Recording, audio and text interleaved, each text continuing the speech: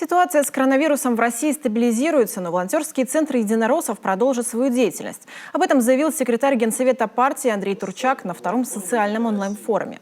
В Коми заболеваемость ковидом идет на спад, и люди выходят из самоизоляции. Поток заявок на доставку продуктов и лекарств снижается. Тем не менее, есть другие проблемы, которые без участия волонтеров решить трудно.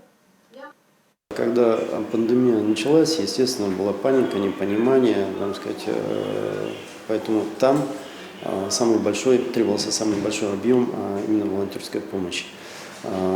Понятно, что люди, сидящие в самоизоляции, 65+, они нуждались в большей степени в какой-то помощи.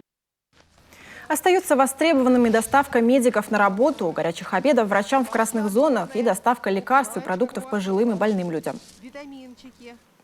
Необходимо увеличивать количество именно креативных акций, которые могут радовать людей, потому что пандемия, так или иначе, это депрессивное состояние человека. В основном мы были долгое время дома на самоизоляции, кто-то один проживает, например, и он вообще мог с ума сойти, просто находясь 3 месяца в одиночестве.